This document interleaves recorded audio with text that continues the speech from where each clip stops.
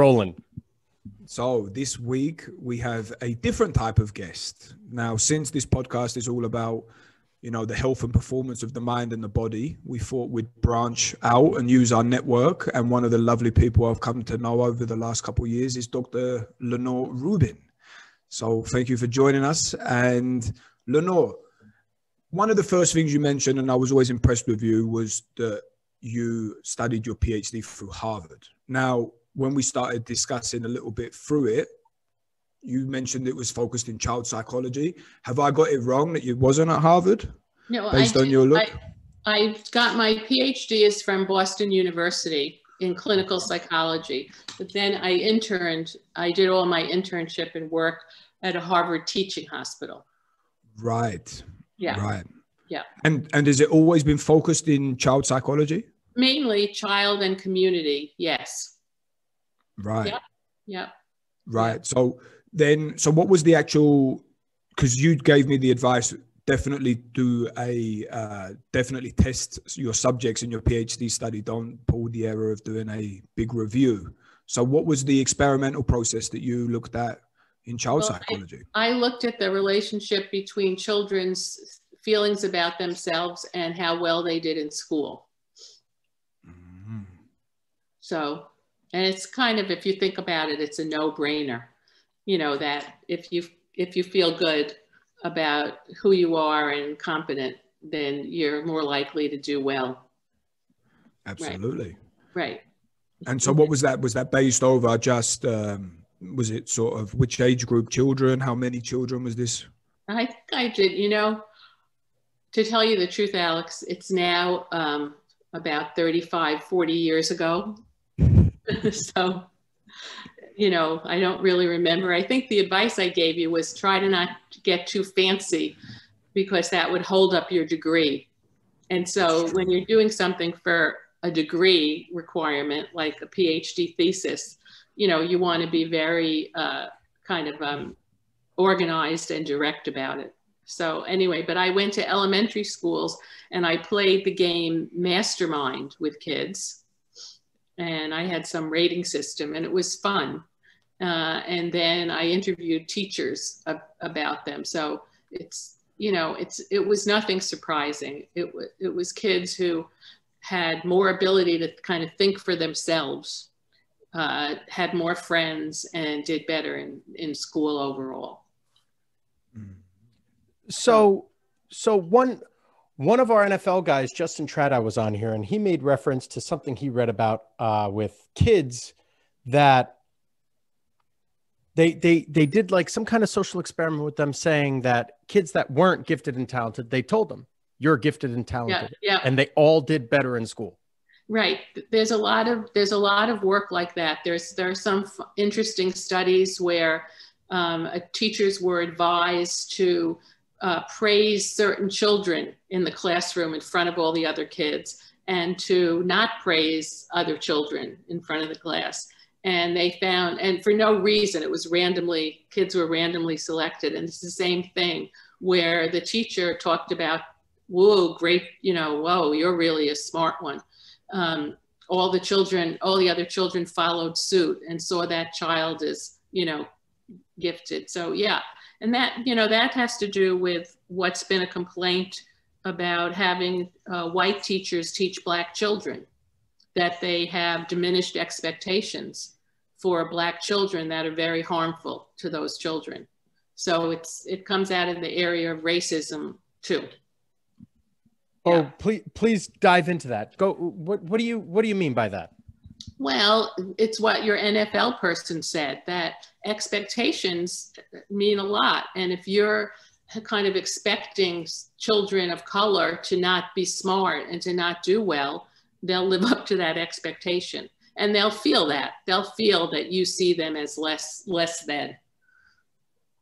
So that's under the assumption that every teacher that they have is under that assumption that black kids aren't going to do as well as we're okay. Yes, you don't have to have that. Just because you're a white person, you don't have to have that. But unfortunately, there's a lot of bias that people have. So Well, these studies with the children are fascinating anyway, because I think I mentioned it also on the Tratow podcast.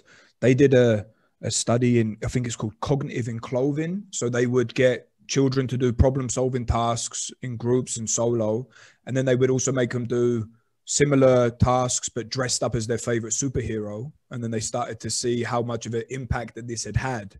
And what was also funny was they was recording what the children were saying, and the children were saying things like Batman doesn't give up, you know, certain things like this. And it's absolutely fascinating how this sort of role playing, how it really works. Right. So one of the things I heard from, we had a guest on our show, a guy called Tim, who's a bit of a nomad, very different kind of guy. And he once trained 2 leading child psychologists out of San Francisco, I believe. And he said, I've got 2 young kids. Tell me how to do it properly. And they said, well, listen, we would love to tell you how, but the truth is that we don't really know what works and what helps, what makes their life improve, but we definitely know that you can mess their life up. So take that however you want. And as I'm, you know, a new father, I feel certain urges that you want to start looking into things a bit more, researching. And, you know, we're very much a coached society, right? We're always sort of been told this is the sort of thing you should learn and should have, and trying to balance sort of the intuitive side that I feel like I don't know if I know what to do or not. And then like trying to read, it can sometimes be a hard line. So as a child psychologist, I mean, is there one way or is there many ways? Or like, how do you even navigate such a complex task? Well, no, I feel bad for parents today because there's so much information out there and a lot of it is contradictory. Some of it has to do with your beliefs and your style of what you think. I mean, there are some things that are known. We know that birth to 3, you have 700 neurons a second developing in your little brain. So that's pretty amazing. So you have to think of, you think of a brain as a computer all ready to go that has certain attributes. Computer hard drives are all different, right? But but what you're doing is you're the software inputter. And so it's a good analogy. So I think, and so, we know certain things like children need to be responded to. So they need what's called serve and return, like in tennis. They serve something, they smile at you, and they want a return smile. And so they need a responsiveness and they need a consistency. And so we know, you're right, how you can really screw things up the first 3 years is really being neglectful. But you don't have to be good all the time. I think that if you do serve and return 60% of the time, your kid is good. I mean, it's not like a perfection thing where you have to be on your toes every minute. But there are a lot of things that are known about those first 3 years. They've been widely studied in infants. And so there's a whole field now of infant mental health that's, really centered on infants and their caregivers. So with this serve and return, is there, I mean, I've seen a lot of helicopter parents where it is over return. Like these people are, and these kids are so lazy, right? Is there the overstimulus effect that comes into play with that? Yes, I think that you can't do too much when they're 0 to 3, really, of being attentive and meeting kids' needs. But I do think after that if you rush in, you need to build some tolerance for frustration. Mm-hmm. And that starts at 0 to 3. For example, you maybe a baby is hungry and they know they're going to get fed because you've been pretty consistent about feeding them. So it's not a mystery, but you can say, they cry and you say, I know you're hungry, I'm coming. And you can wait. I mean, it could take to warm up a bottle or to get something ready, and they can sustain waiting because they know it's coming. And so that, Bo, is kind of the little building of frustration tolerance. And you do want kids to be able to tolerate frustration. And there are, oh gosh, I have to look at my books, but there are a lot of books now on building kids in a way so they can be not lazy, as you say. But you have to make them feel they have power. You know, not power to override you. They need to feel safe that you'll take care of them, but that they have some sense of agency and can, you know, take care of things and do what's necessary. Yeah, you shouldn't be stepping in all the time to fix things. You should be more reflecting with kids how they feel about making a mistake and working with them about, okay, how are you going to fix this? The emphasis being on you will fix it, right? Yeah. So with reinforcement, positive reinforcement, negative reinforcement, neutral reinforcement, right? Like the response, any kind of response, whether not leaning one way or another, would obviously be more in the neutral. Like, okay, I hear you, right? You're not saying good or bad. What are you looking for? Are you looking for less negative reinforcement in certain circumstances? I think so. I don't think negative is usually useful for children. It doesn't really do much. Punishment, not so useful for kids, especially kids who have problems. Once something gets going where they really see themselves as a negative person, negative child, negative stuff just gets added in and they keep on going. And, you know, negative attention better than zero attention. That's the worst, really, which is hard to think about, but it's true. Yeah. Well, that's why kids act out for attention. Yeah. One of the reasons they do is for wanting to be close to an adult so they can feel secure and protected. And if they don't have that and they can't get that in the kind of right way that we like to see, they'll try to get that in another way. Yeah. Yeah. So one thing that I've noticed with a lot of my kids, and I say my kids, like kids that I train, high school, younger, when we have groups, one-on-one, every kid is great. I don't have any issues one-on-one. And even in small groups, I have very, very little issues. Once we get into a team setting, then the jokers come out. And then all of a sudden, 60% of the good kids turn into, you know, a bunch of jerks. So I try everything. I try positive reinforcement. I try negative reinforcement. I try everything. And then what ends up working best with the kid that just doesn't want to respond, and I will berate some of these kids, right? And everyone gets a kick out of it. And you think like, oh, maybe I'll get in line. Like, and the kid just gets even worse. One of the things that I do is I start complimenting every single kid but that one. And it drives them bonkers. No, that's right. That's right. And that's what good teachers are told to do. They're told to recognize, for example, thank you, John, for sitting so nicely and waiting for me. Right. Yeah, that's like a classroom management thing. But there are kids who really cannot function so well in large groups.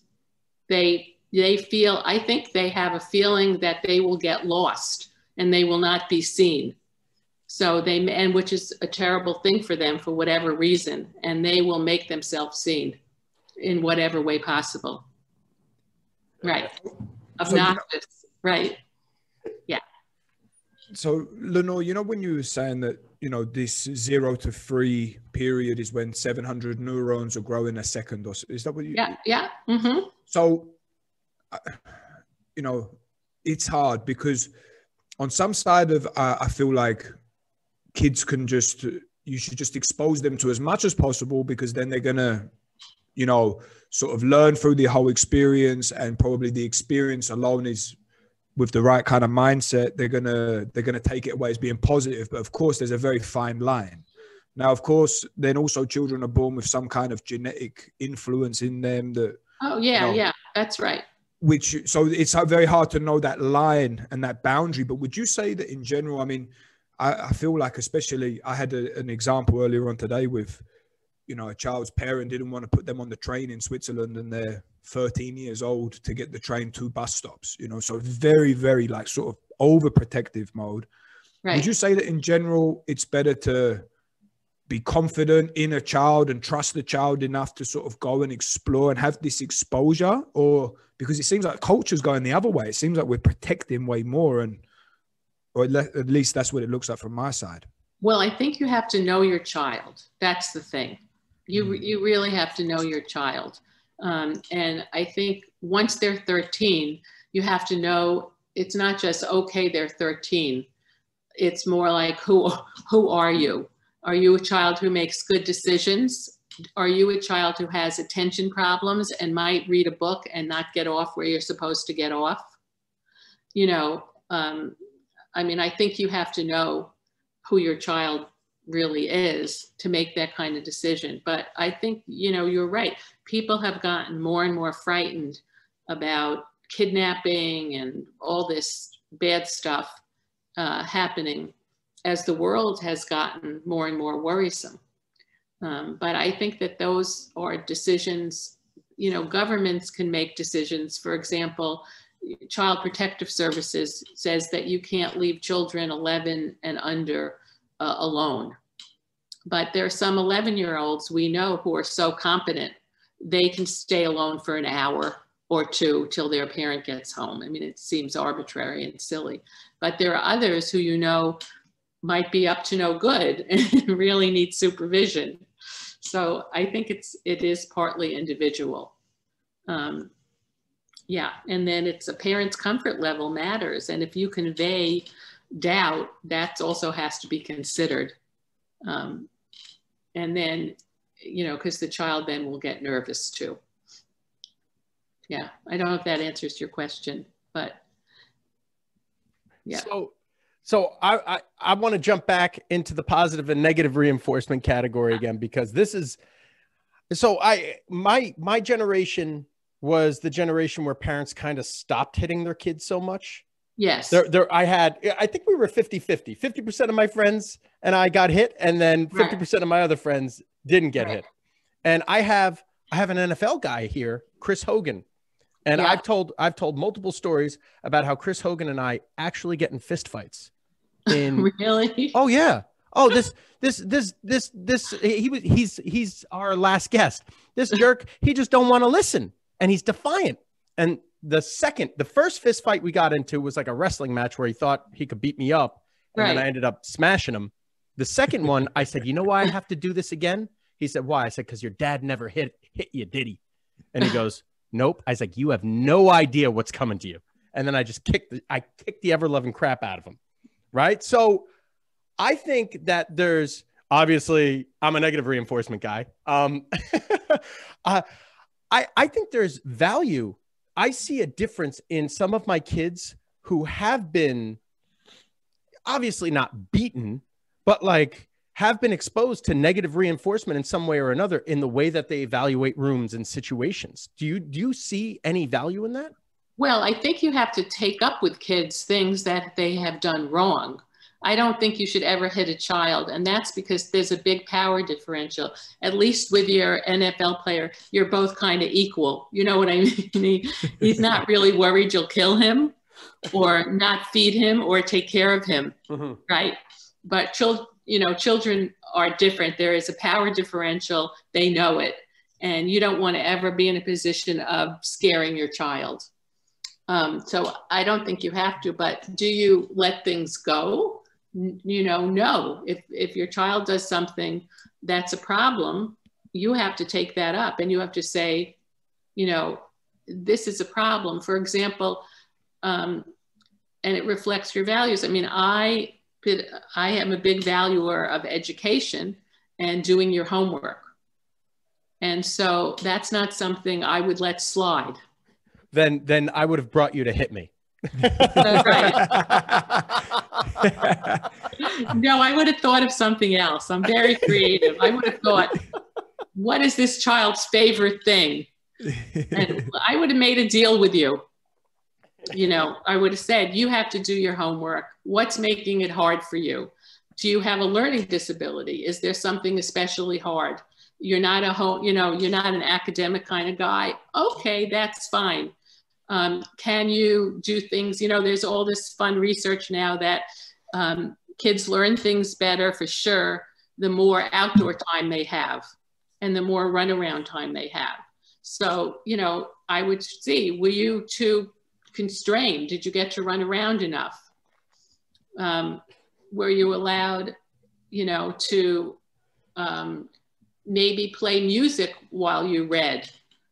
Because for some kids, that's really great, even though some of us are like, how can you be reading, listening to, heavy metal? I mean, we would have tried to solve the problem first. And then we would have lured you with, I know you really want to go to this football game. Let's make it happen. And, 5 days a row of your homework, you're going to the football game. I don't know if that would have worked, Mike, but I wouldn't have hit you. Lenore, I think so highly of you, and you're the ultimate professional, but I think you would have enjoyed beating him probably when he was Right. little. Lenore, I'm telling you, it was even to this day. So I just finished my master's in acupuncture and I'm going to be getting my doctorate. And Right. I have professors that I'm a big 20-80 guy. I've been like this my whole life. 20% of the effort gives you 80% of the results. And I could spend majority of my time doing other stuff that's Okay. more important.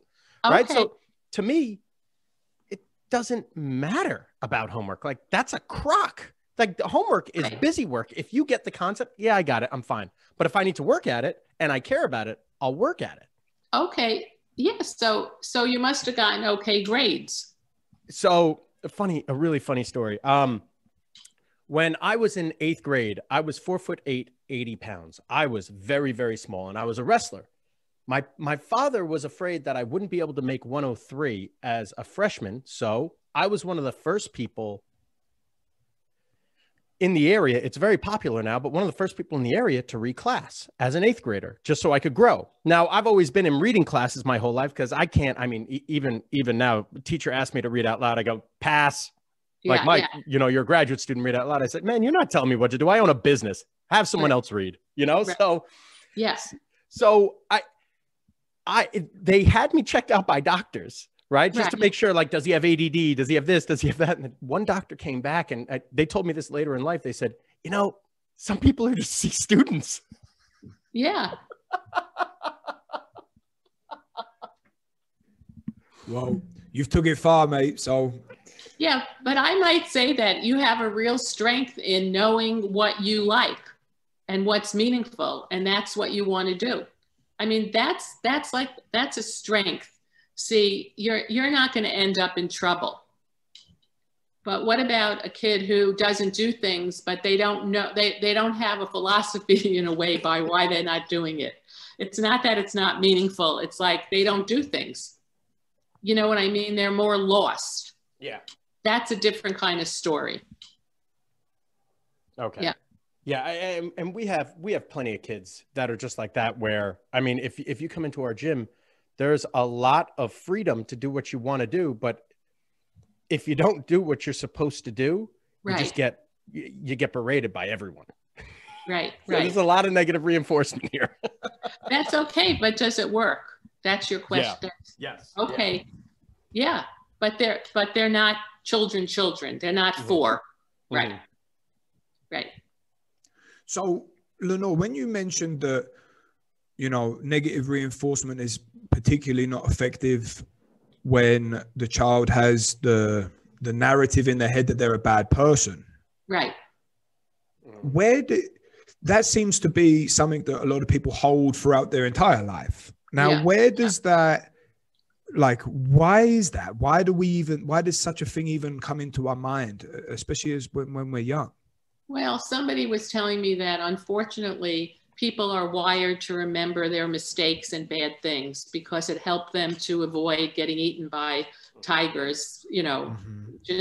in the past. So there is that, but I think that it's a big deal. I think that there are a lot of ways that children get negative messages about who they are. if they do a lot of things wrong, if somebody doesn't really seem interested in them for them, you know, parents who are really, for whatever reason, not available psychologically to a child. You know, there's it's so many reasons, and maybe something happened to you when you were being raised, and so you really can't do it for a child. You know, it's easy to have children, but really taking care of them is not so easy. And then there's the whole, you know, thing about race, making you feel you're less than, getting messages about your you know, racial stuff, or, you know, there's all that stuff about being a woman and being a girl. You know, girls traditionally are not in the sciences. Girls have ideas about themselves not being good at math. And it really can't be true. So it has to be something that happens environmentally too. I mean, could that also, I mean, we learn so much through storytelling, mythology, and say like Disney nowadays. Yeah. I mean, that's a huge educational influence on children, right? And especially involving archetypes and certain things like this. So, and I mean, it seems like culture is progressing so fast, and things are really, you know, if you look at, say, your generation to the generation below, and then a couple, you know, to where, even from where I am to where, you know, Scarlett is going to be, it's going to be huge. It's going to be a completely different world, and what's acceptable and what's not. So the paradigms of our thinking, it seems like that's it, the biggest conflict is sometimes, or at least it seems like to me, it could be, it's a problem for us rather than such a problem for the child, because can't children just sort of, they just adapt and move and can just kind of figure it out, right? But a lot of the time we get hurt from it, you know? Right. And children are born with curiosity, but really curiosity without judgment. But they pick up that judgment from others. Yeah. Mm-hmm. But it's interesting, you know, Disney princesses are now like Mulan, who fights in a war. I mean, I think Disney has morphed itself into trying to have more, not just, you know, Cinderella looking good so she could get the prince, right? Yeah. So, yeah, you think about all those early Disney princesses and what message that was. And then you think about later ones where I think culture is shifting. Yeah. So before Scarlett was born, I touched a little bit on this already. And I mean, it's funny, as time goes on with life, you keep realizing that you really have no idea what you're talking about, right? And you just keep learning, and everything goes out the window, right? Right. Which is a great thing, I guess, because you're really challenging yourself. So I was sure with her, you know, it was children grow and learn and are formed very much from the nature around them, from the environment. Right. However, I've seen already things in a 12-week-old baby that makes me think this is who you are, and I can see some of different traits in me that are coming out. And that for me is absolutely fascinating. So is there like, I'm sure it depends, but is there some kind of ballpark figure that, you know, nature nurture, is it sort of 50-50 or 80-20, or do we have any idea what's the weight between the two of them? I don't think so. I think, again, you come into the world in a certain way with certain abilities and skills. Your brain is your computer. It's there, and everybody's is different. But then the nurture part is really meant to support the who you are part, right? So you're supposed to pick up cues from your baby and and a child, and let them be who they are. Mm-hmm. Like, you know, that's like Mike, your parents were kind of figuring out, it sounds like, how to make you more successful or tolerate school better or whatever. But essentially they let you be who you are, right? Mm-hmm. And that's really what you want. So I don't think there's a figure that much, you know, and again, we know more about bad things than about good things. We know more about how it is to really harm a baby growing up or a child. There's a lot of stuff on that, but on the other end, you know, not so much. So, yeah, so I don't think people have a number for that. Yeah. So stress resilience, right? That's how, I mean, there are so many successful, super interesting, super amazing people that have a ton of resilience, but that's yielded from trauma. That's an adaptation from trauma.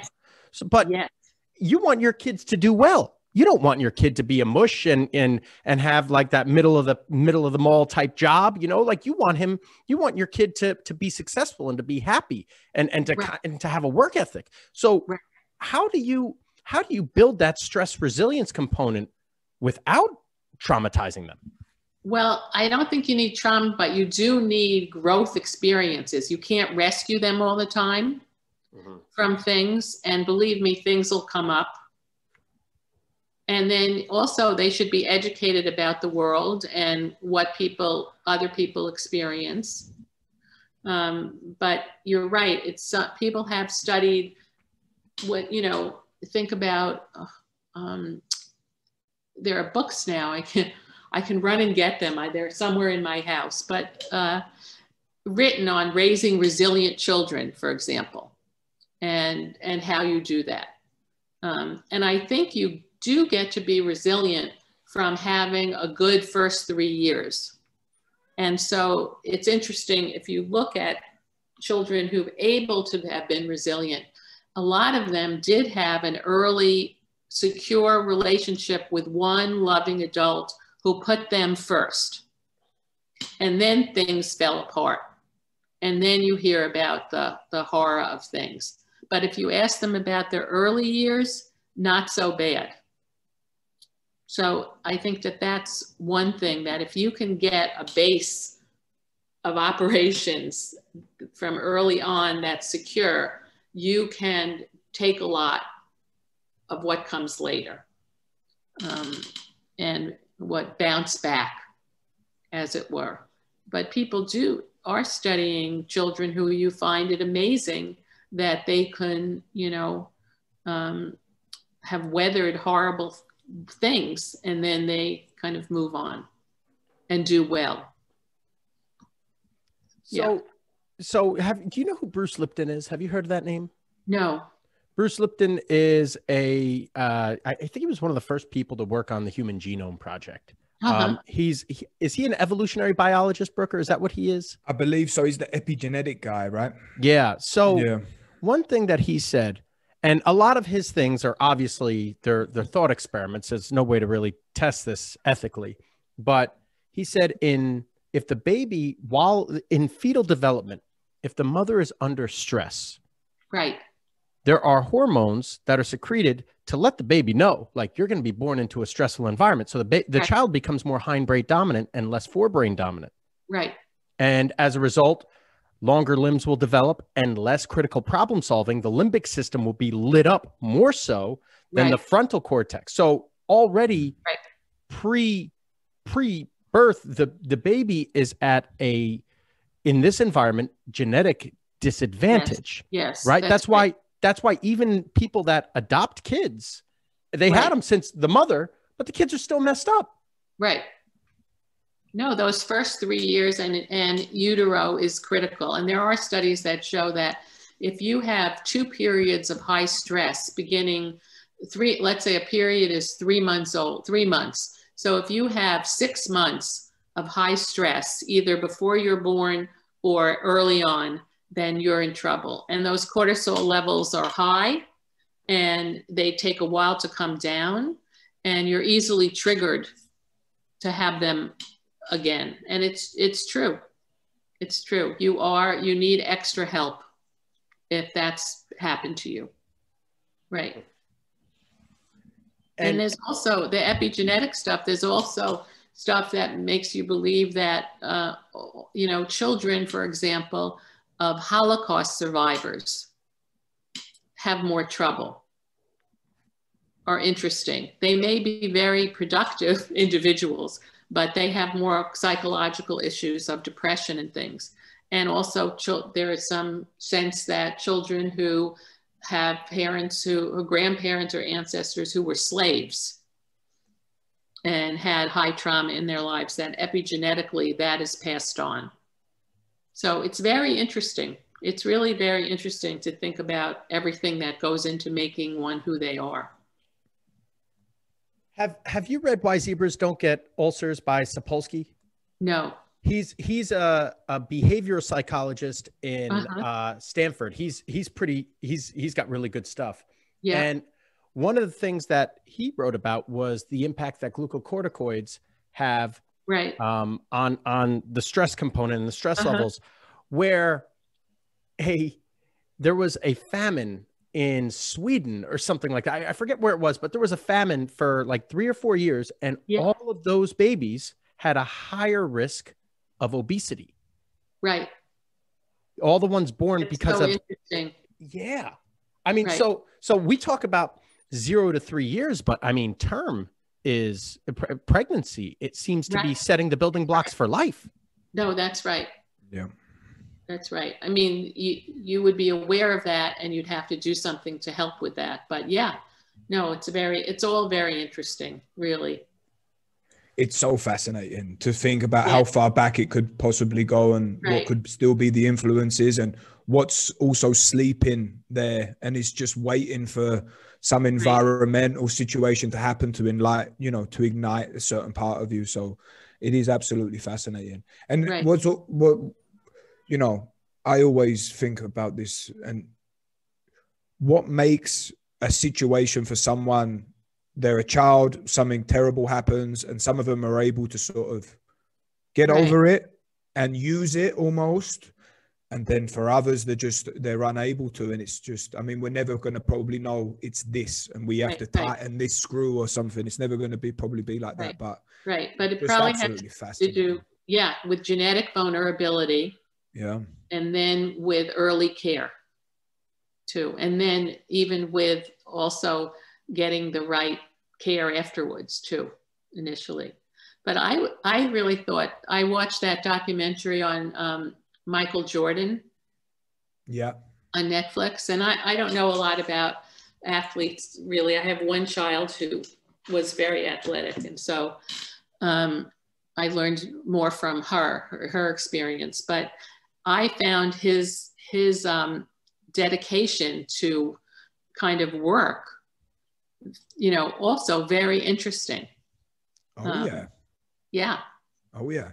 I would say some of the most borderline suspect people in terms of struggling with themselves and their purpose in life and things to be some of the most successful athletes. And I think that it's a big reason why they're doing it in the first place, Yeah. And if you start digging in, a lot of the times so when did you start and why did you start getting good? And then you can link it back to they got more attention from their parents. Their dad was around every time they were competing and it was like, make their dad proud. And then, it keeps building because that's the foundation. So we're moving on from there already. So now it's really interesting.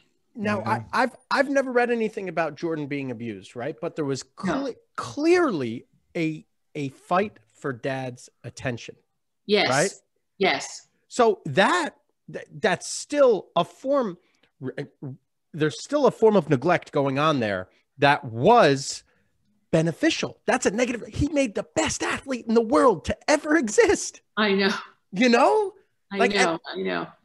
Well, I think he had a very nice mother, which probably bolstered a lot. And he had a middle class, more or less upbringing, but the father, if you watch the video, the father said unkind things. He said like, that's bad, or, you know what I mean? Well, I don't know if it's unkind, but he definitely, but I think his father, he admired his dad a lot. I mean, I really think he wanted to be close to him. He had a brother. So maybe they were very competitive. You know, siblings is another issue too, and sibling attention, right? And then he must have been a feedback loop, because the more he practiced, the better he got. And it must have been, you know, he got his own thing going with feeling satisfied with himself too. So, I mean, the guy's a borderline sociopath. He makes up stories in his head about what people say about him just so he can hate them enough to pummel them into the ground. Well, right.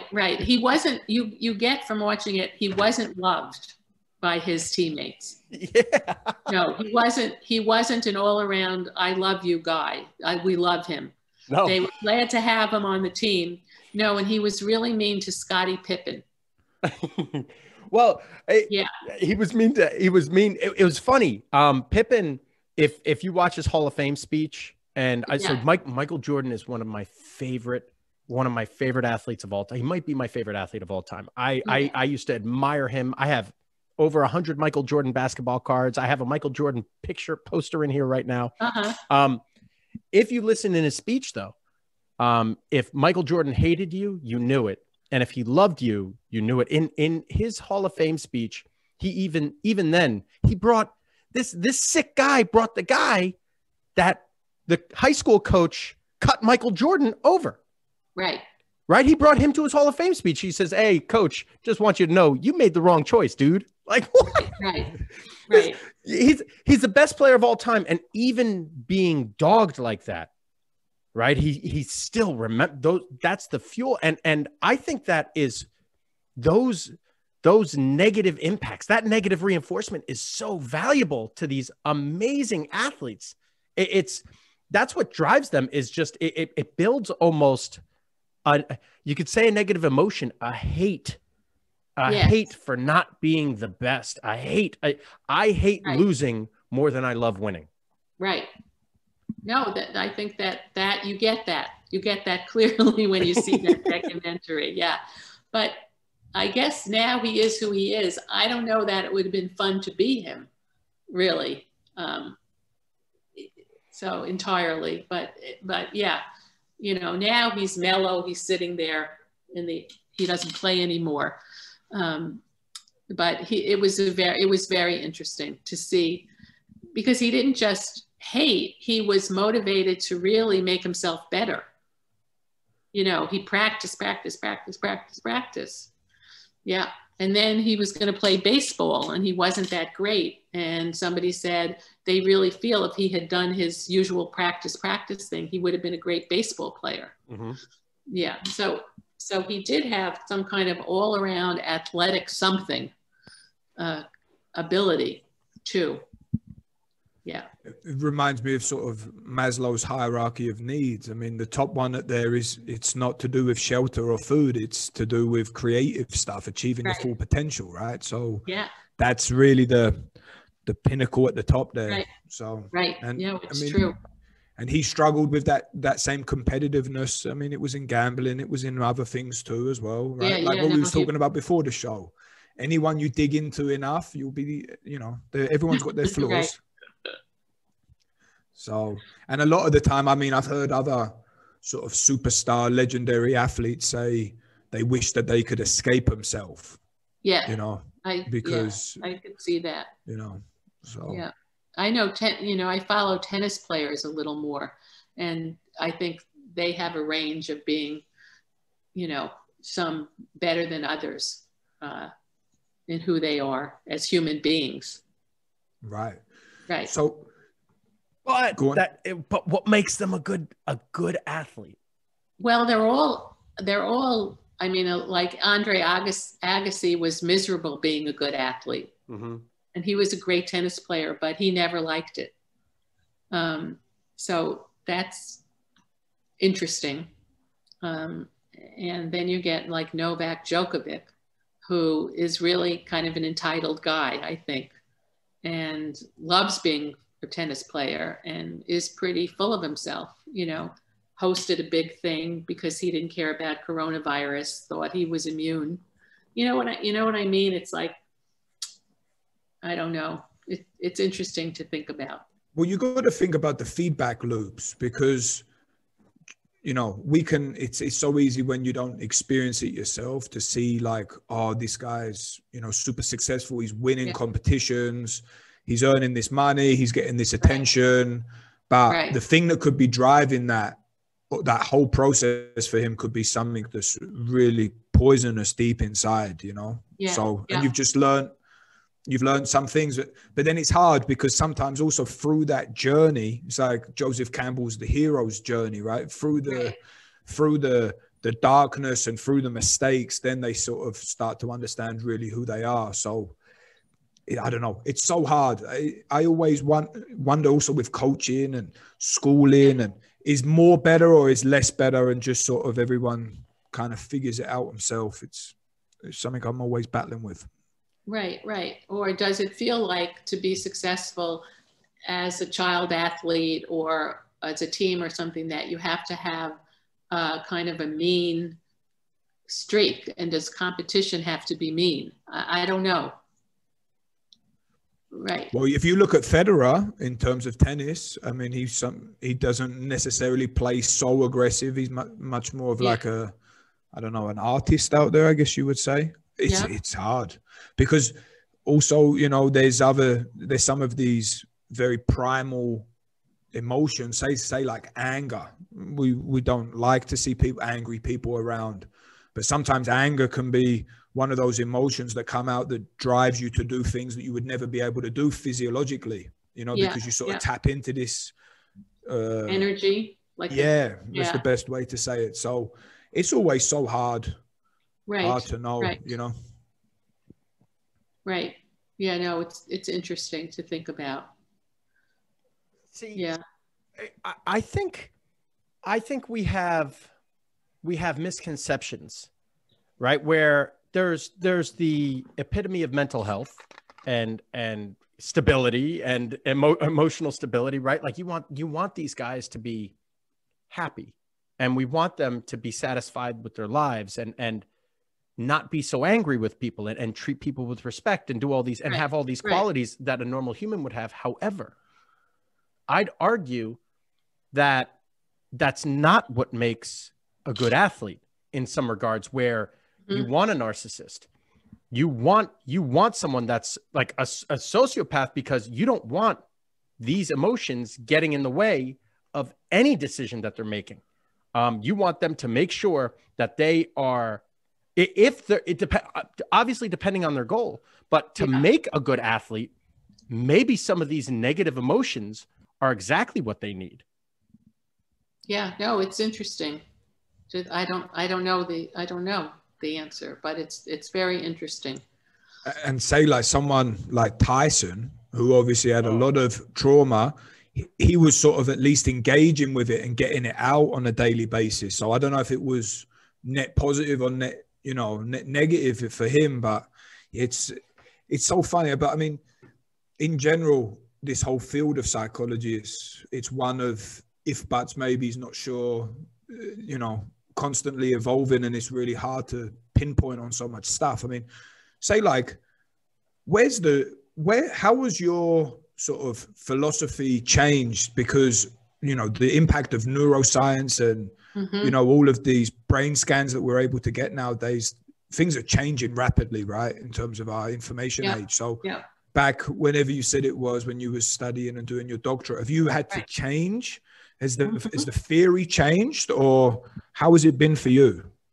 I think there are things that have definitely changed. There are things we thought that were psychological. For example, when I started out, there were two things. One was that bedwetting, if you were a bedwetter, you had a wish to remain a baby.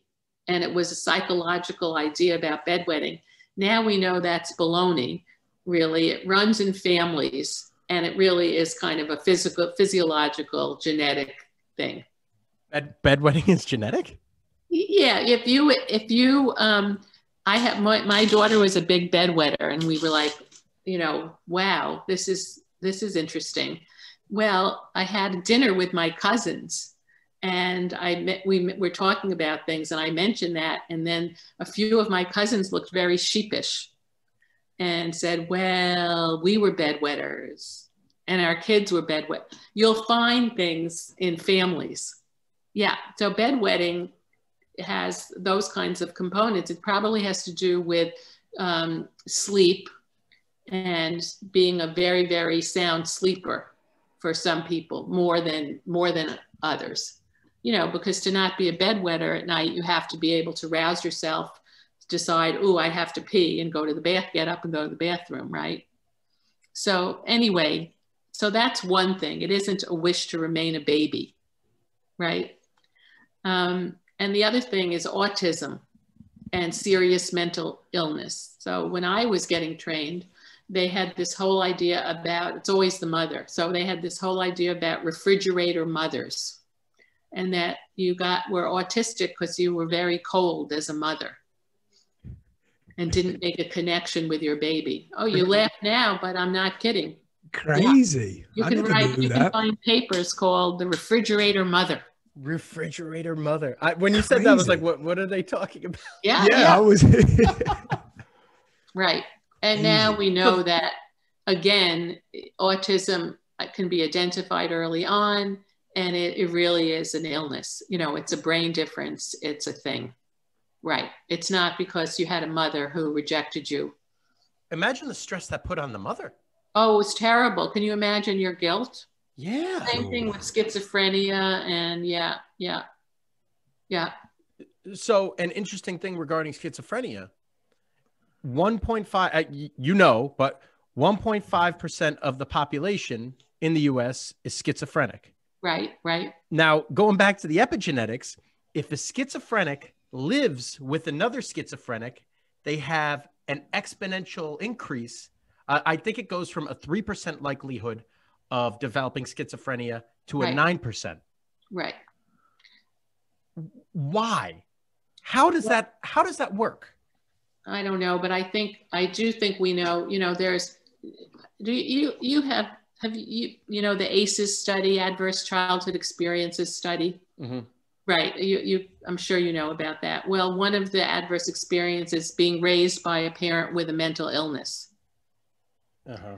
And I think in general, it's very hard when you think about that feedback loop, you know, serve and return, and the kinds of connections you're making. If you have a parent who's really compromised and can't give you kind of a consistent, realistic feedback, I think that leads to more, you know, kind of poor thinking on your part. And schizophrenic is kind of it's a thought disorder, really. So that's what I don't understand about schizophrenia is you're not necessarily abusive. You're not necessarily neglectful, right? But the child is observing the parent's behavior, and then all of a sudden it imprints on them and enables those genetics to be expressed.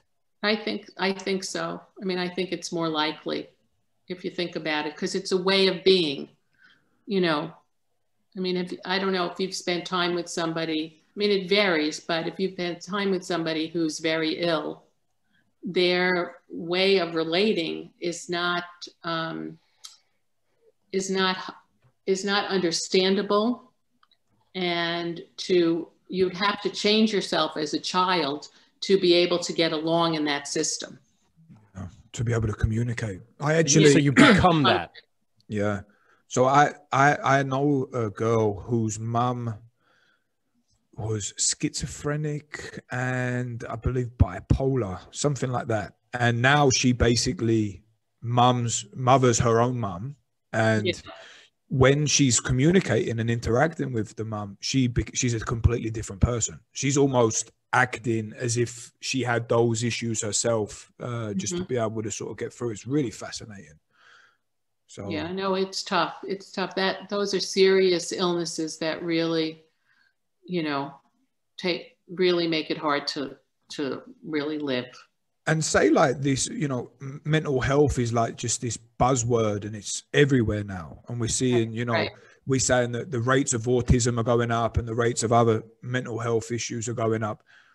Are they going up, or were they always up? We just never tested for them and didn't really know what we was looking at. Like, do you see this as being like as a huge modern day problem, or was it always a problem? We just never looked at it before. I think for things like autism, especially mild autism, you know, I remember being in elementary school and there were a couple of weird kids. Remember those weird kids? Right.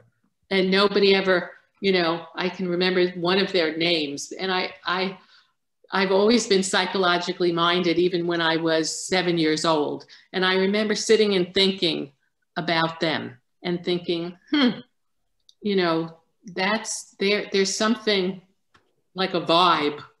And now they would be diagnosed with mild autism. Yeah.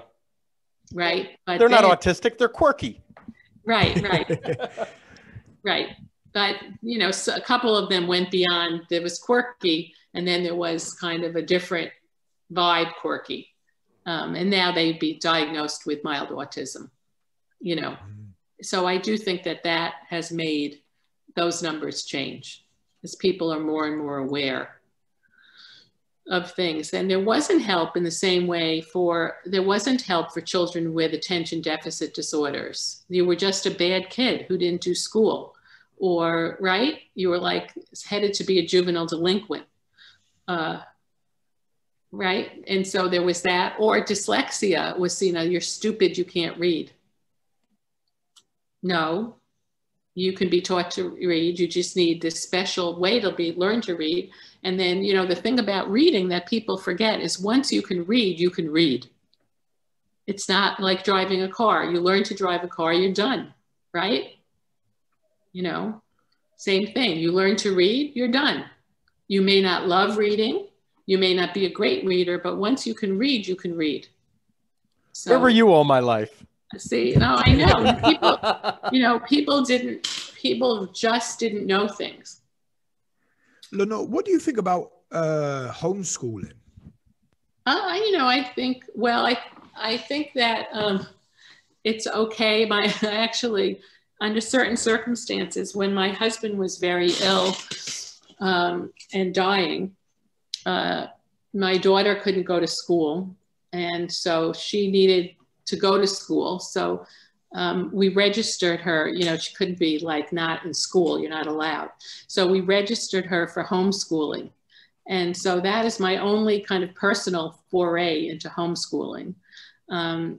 It actually in that tough time provided some comic relief, because she had a lot of stories. She went to the homeschooling center about the children who were with her. And they were children who you would think wouldn't be okay and couldn't make it in a normal setting.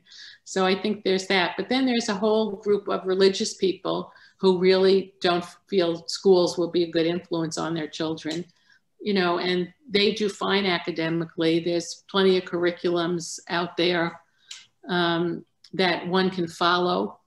So, you know, I have really no judgment about it, and could be pretty funny too. It's a completely different experience. I mean, as long as you satisfy the social integration, like they need to be spending time with kids their own age and playing and all this other stuff. But I don't know. I feel like if I could predict the future, I think schooling's going to go through a rapid change, especially after now with the whole Corona situation. I really think that a lot of people, if they have the means to do it, I can imagine like homeschooling or some kind of tele-education system is gonna be adopted, and it's gonna become a very popular thing, I can imagine. Well, I worry about things from a socio-economic standpoint. I have friends, for example, who have money, and during the COVID, they have been in a bubble, as they say, with other families, and they've hired teachers. Mm-hmm. And so their children are getting like kind of a very enriched experience, you know, with being in a class of 3 and not being technically homeschool because they're in a class of 3 and out of the home with a teacher, not a parent. And some of those kids are really thriving and doing better. Yeah, but that's not available to poor children. Mm-hmm. And so it's always poor children who suffer.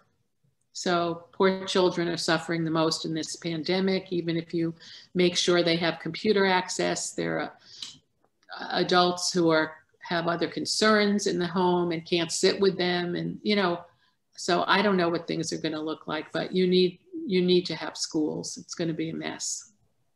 Has been a mess here, at least in the United States. For sure. I mean, I don't even want to think about the amount of child abuse and domestic abuse that's going on with everybody locked in. Domestic violence is up.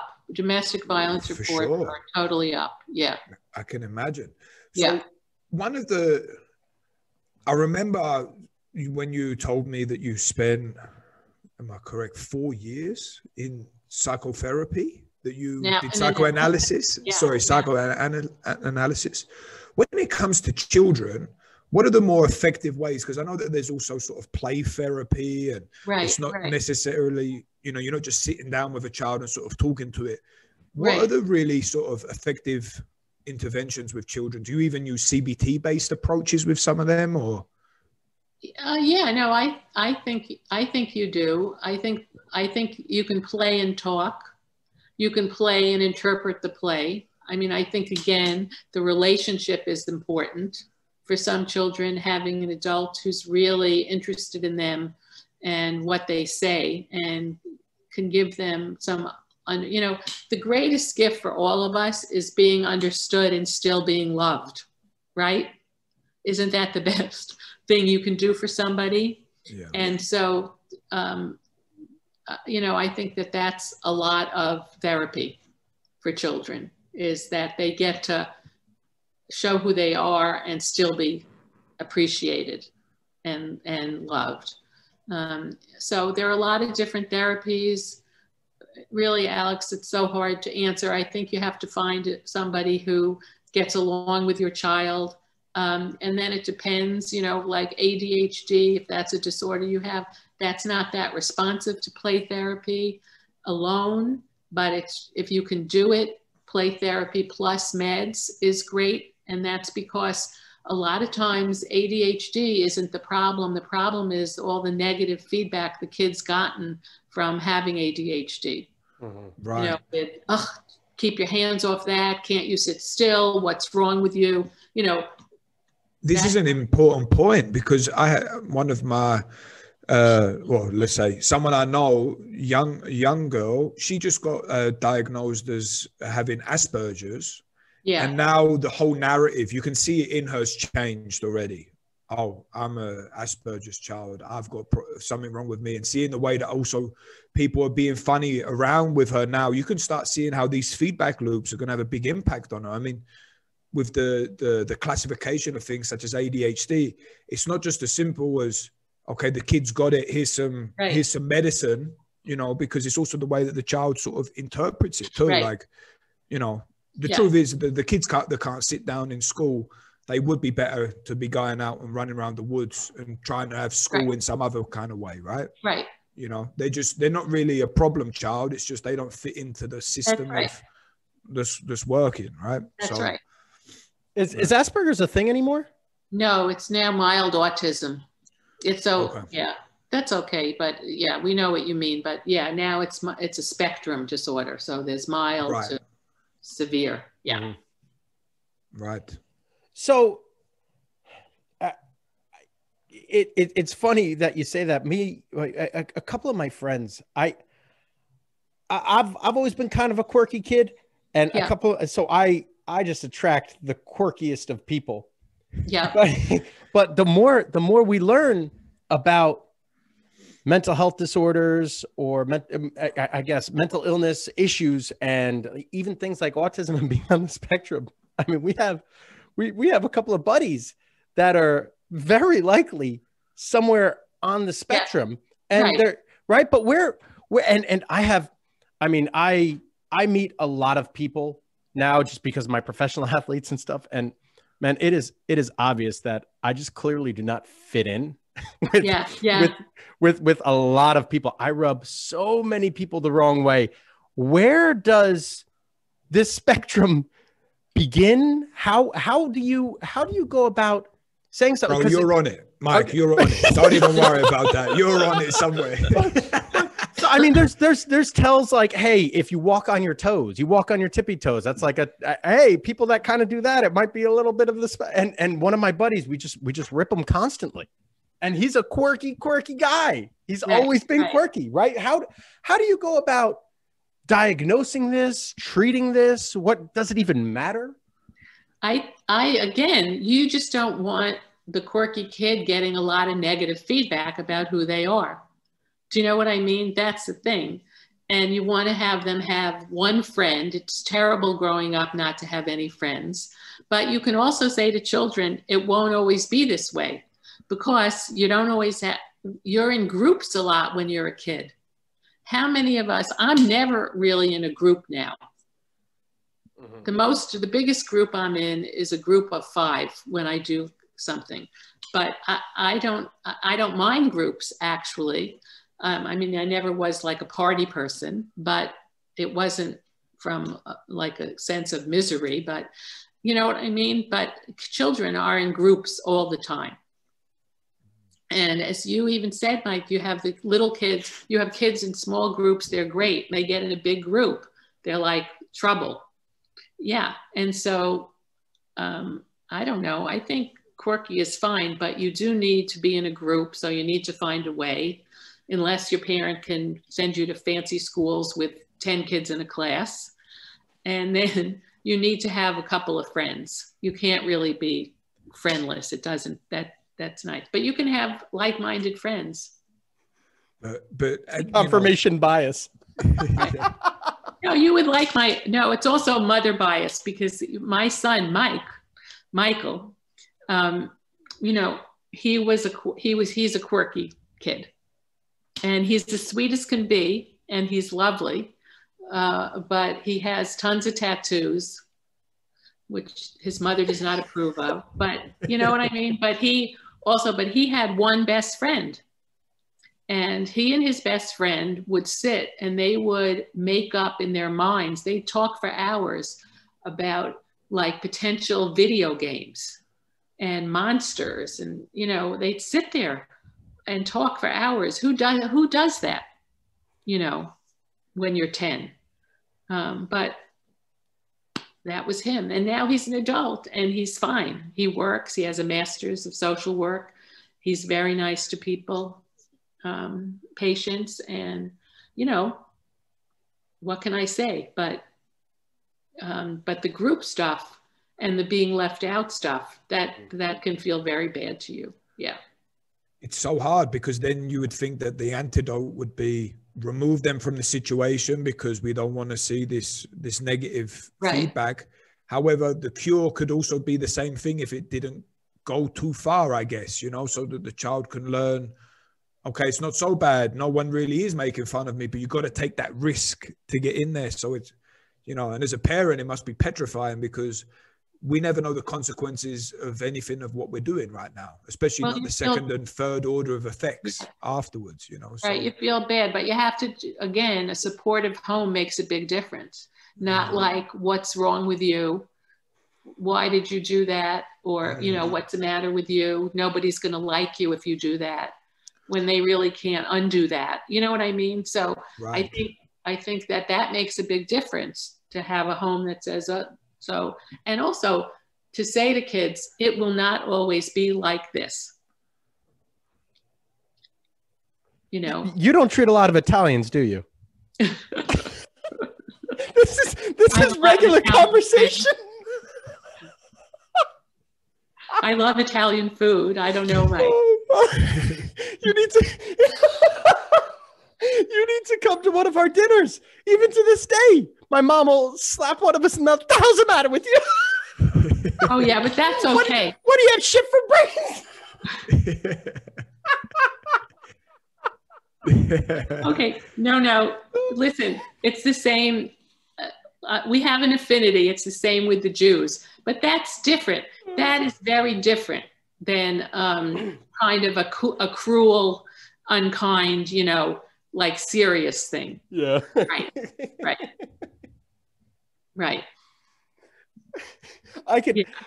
I can keep you here for hours. We're well over an hour now. Brooker, do you have any I don't want to take up too much of your time.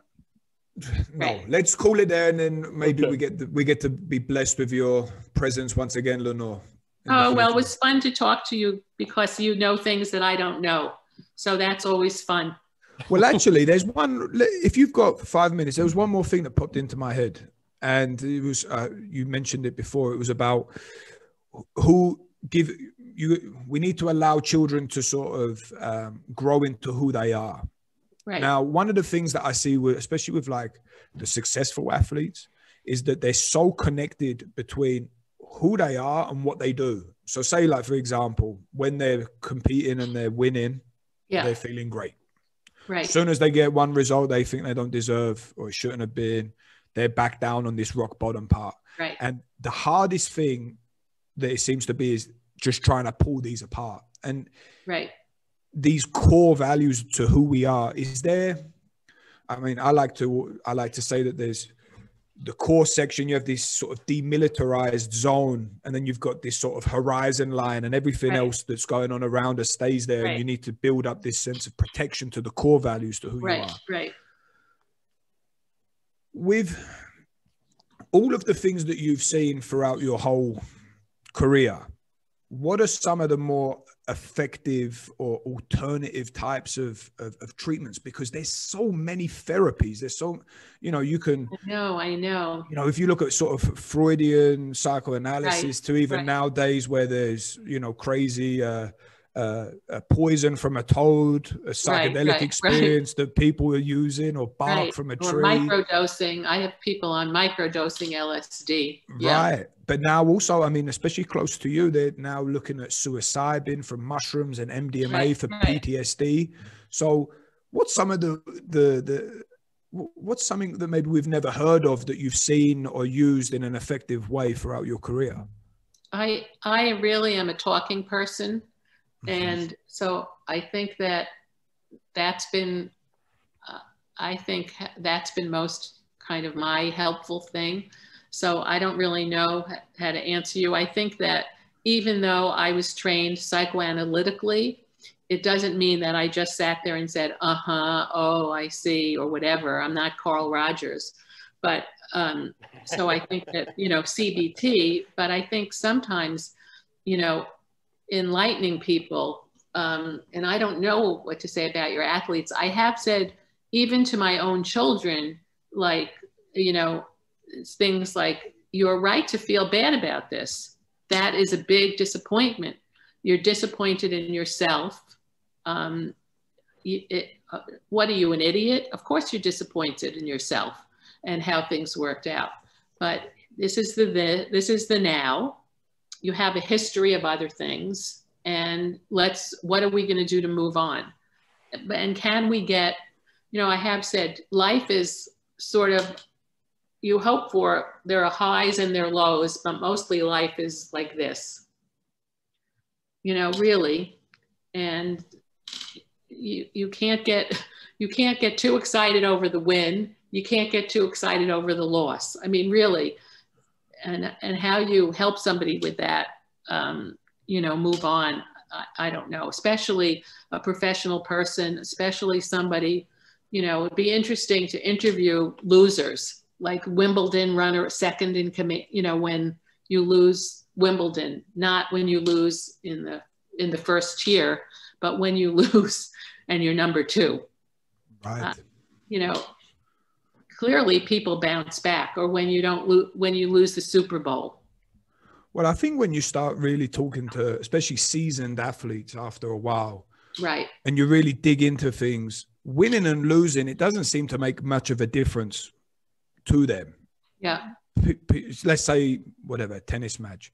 Yeah. Federer's lost thousands of tennis matches. Right. Didn't mean anything. He's won loads too. Right. Probably doesn't mean much.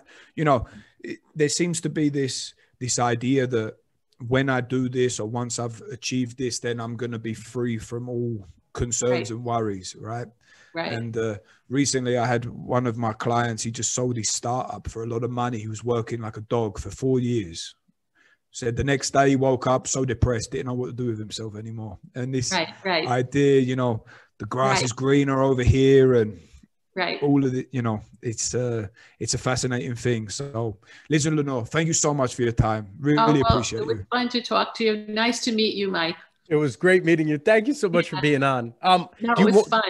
Do you want to be found? Where can everyone find you? Do you have any research that you want people to read? Anything like that? I don't think so. I mean, really, I mean, people can email me, but you know, it's funny. I recently wrote something for the domestic violence shelter for parents for children, and they asked me, "Oh, do you want your name on this, or you know, whatever?" And I said, "No, you know, I'm at the end of my career. I'm not striving to anything. So I just, you know, I just want to help people and help children, and I'm pretty concerned with underserved populations." Yeah. Lenore, mention the project that you just start, or the volunteer work that you're about to start. That's probably a good way to end it, because for some publicity on this. I work a day a week. Now it's on Zoom, which isn't satisfying that much, to tell you the truth, but at a domestic violence shelter for mothers and kids. And so that's been really fun for me and worthwhile. And now I'm going to try a telemedicine. There's a thing they're trying to do free telemedicine, mental health stuff. So I can't say how that's going to work.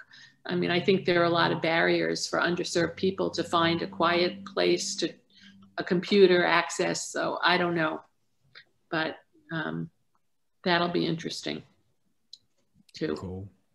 Right on. Thank you, Lenore. Thank you. All right. Let's cut the recording and then. All right.